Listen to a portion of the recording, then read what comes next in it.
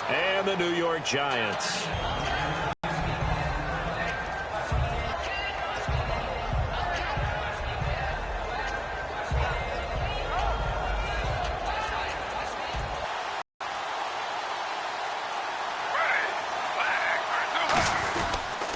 Now a first carry for Isaiah Crowell. And the hole closes quickly. He gets it across the 35 to the 36-yard line. Keenan Robinson, the one that got him down. Partner, you know I love to point out when teams break tendency and do something a little bit different from the norm.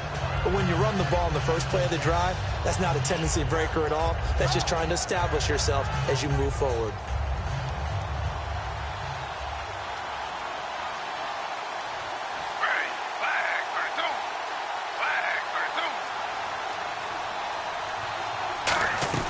Now Griffin on second down. Oh, the rookie nearly had the pick. Probably should have had it. Third down now. And the big boys up front in the trenches. What do you think of the O-line, Charles? I love them because this is a group that's so cohesive. They know what the man next to them is going to do at all times, and they operate as a terrific unit. On third down, Griffin. And he fires one that's intercepted. A great read, and it's picked off. And his guys will take over at their own 44-yard line. Well, this is a defense that can confuse even the best of quarterbacks with their zone schemes. And here you've got a linebacker that's going to stay at home and just sit down in that zone. And this one basically comes right to him.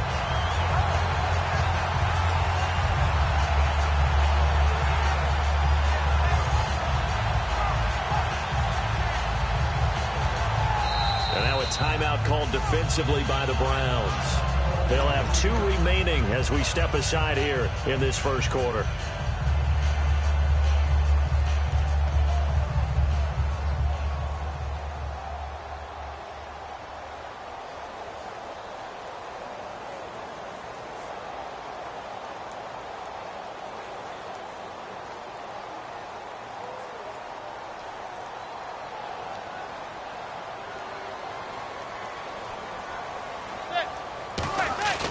Here's the former 7th-round pick, Rashad Jennings.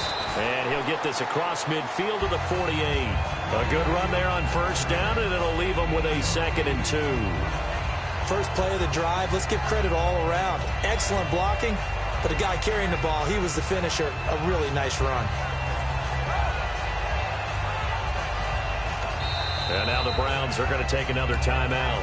And that's their second charge timeout here in this first quarter. They're down to 1 remaining.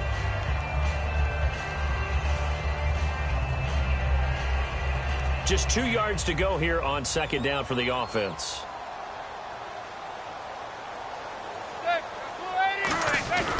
They run again with Jennings. Looking for a cutback lane, but nothing there as he's met at the line of scrimmage. Brought down that time by Christian Kirksey. And how about this wide receiving core, Charles? Well, I was in the hotel watching a little film, and you popped your head in and said, these receivers are pretty good from what I can tell. You're exactly right. Can't wait to see them do their thing out on the field. Hey, zebra.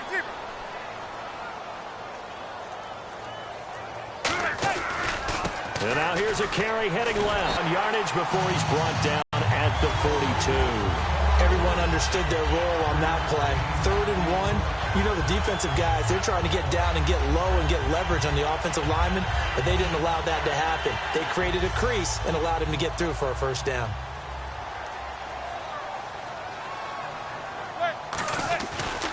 And he'll give it here to his running back. And he'll lose yardage on the play back at the 45-yard line. A loss of a full 3 yards, and now it's 2nd down.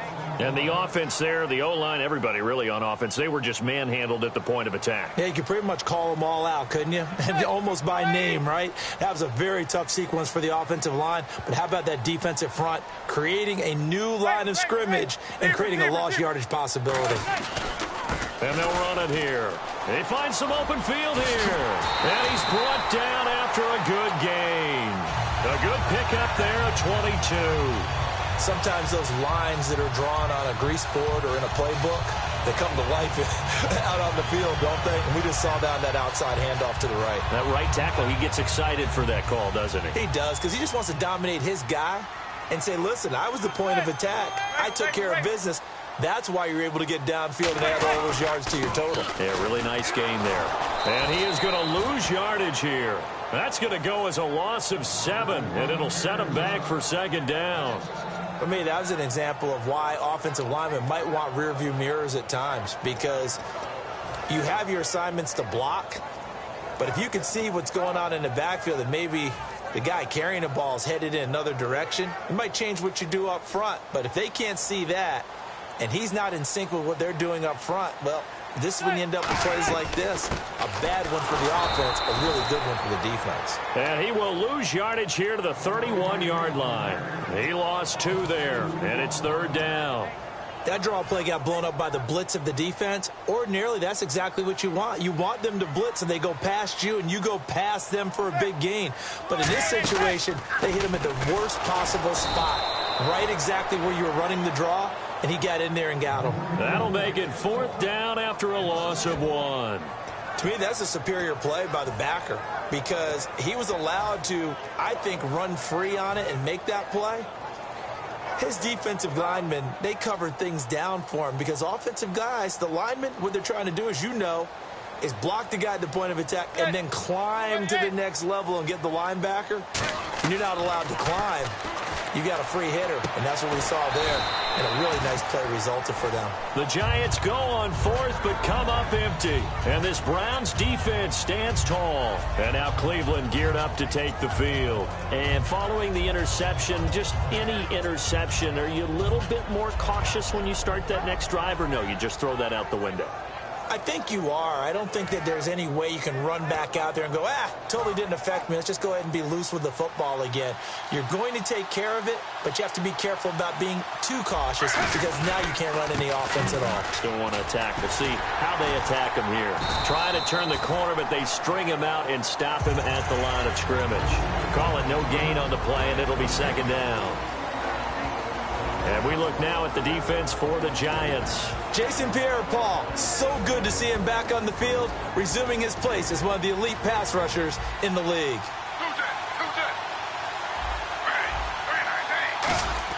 On second down, Griffin, and the hit jarred loose. It's incomplete. Josh Gordon, the intended receiver. And it'll be 3rd and 10 now. After watching him drop that slant, I can hear my old coach's voice ringing in my ears right now. You can't run with the ball until you catch it. Trying to get those rack yards before he secured it.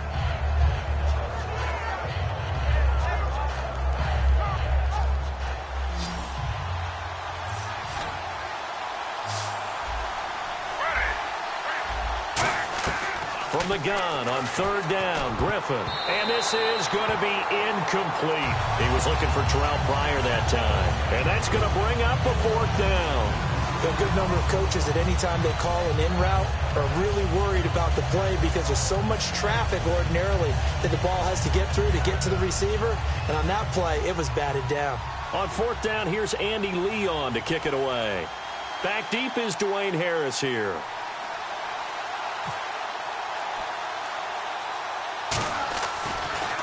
And now a high kick here as they'll try to cover this one. Well, pretty woeful there. Just 23 yards on the punt. And the Giants will begin this drive in good shape. First take the field. And this offense last time turned it over, went for it on 4th, didn't get it. They're lucky, though, because no points against the team on the board, but we'll see how they respond. Yeah, they've got to get a lot of credit to their defensive teammates, don't they? They had their backs on that last series, and because they did so, that allows the coach to still stay aggressive on offense and maybe go for it again in a similar situation. I was going to say, maybe makes that offense feel good when you know you've got a defense making stands like that. Yeah, that'll loosen up things a little bit, won't it? Maybe you'll play a little bit better the next time you have the ball.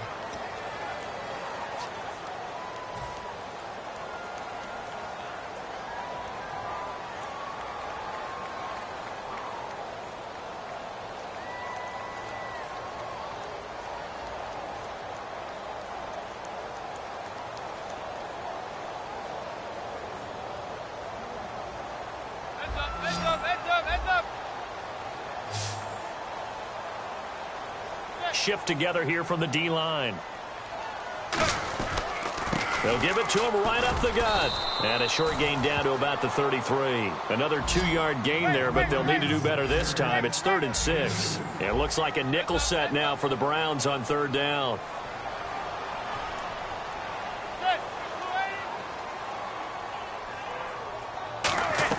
Throwing is Manning on 3rd down. It's caught. Shepard.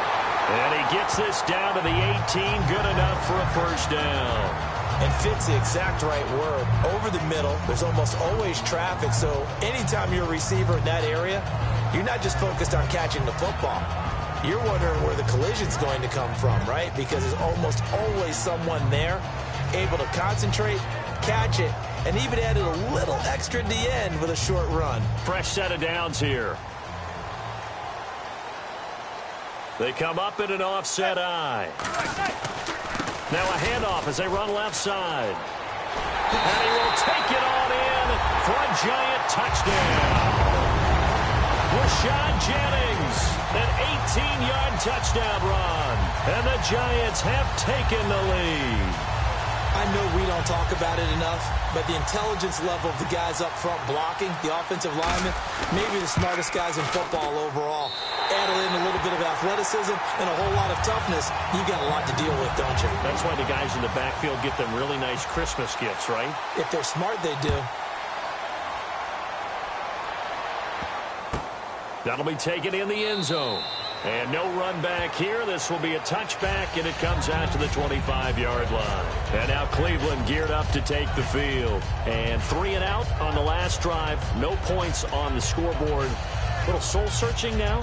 I would say so, and they need to help out their defense a little bit. They've had to be on the field a lot more than normal, put them in some tough spots. But what's the old adage? When you get another chance, it gives you a better chance to do it right. And he is going to lose yardage here. A loss of a full 3 yards, and now it's 2nd down. Jason Pierre-Paul first burst on the scene for me, headed towards his draft year. You know what I saw him doing? Like 15, 16 backflips in a row on a YouTube video. Athlete. Absolute athlete, and he uses that agility to slip past guys and make plays in the backfield. That draft year 2010, 15th overall pick. And the offense looking to pick up the 1st down after the 2nd down incompletion.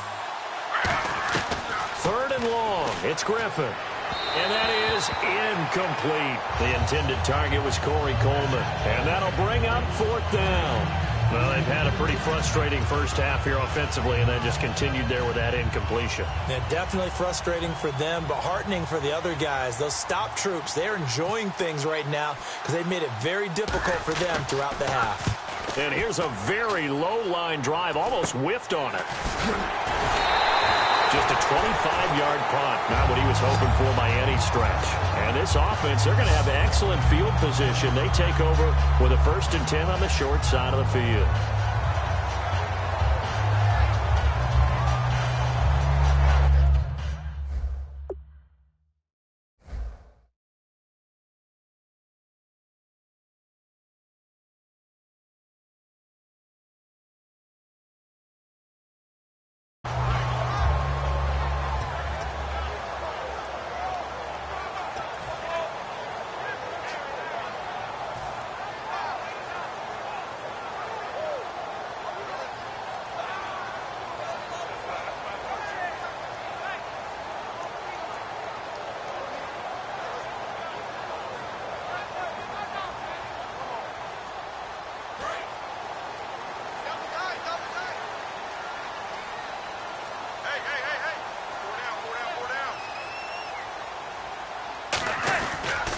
Now a handoff here to his running back.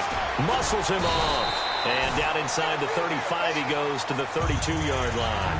That one good for 10 yards. And that'll bring up a 2nd and just about a few inches here.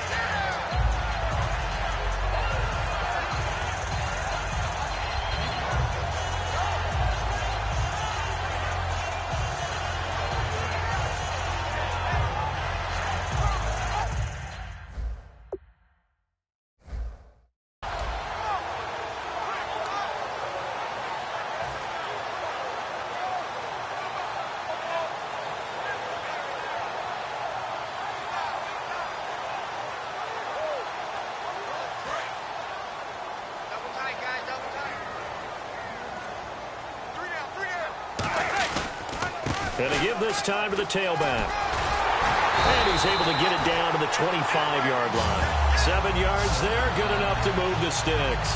2nd and inches is oftentimes an invitation for an offense coordinator to take a big shot downfield because he feels like he can come back on 3rd down and pick up the 1st down.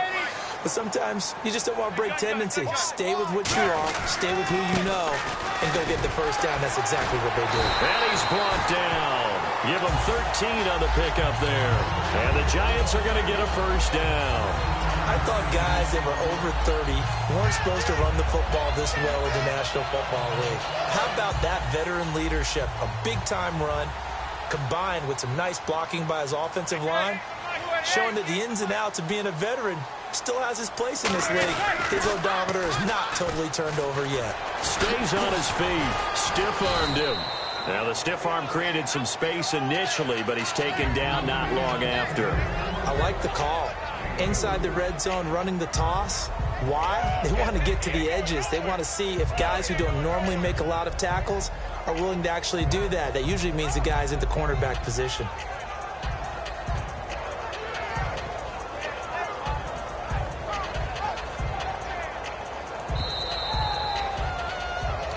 Two minutes remain. We're back to East Rutherford. But first, this timeout.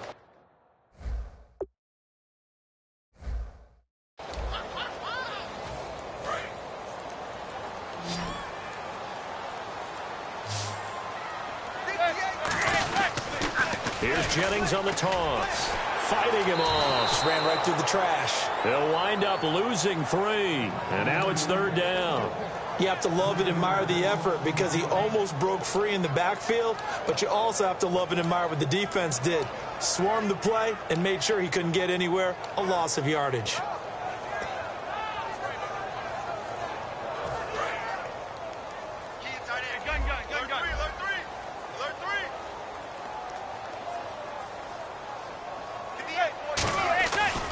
They'll run. It's Vereen. And he will take it on in for a Giant touchdown. Shane Vereen, a 10-yard touchdown run. And the Giants are able to grow their lead.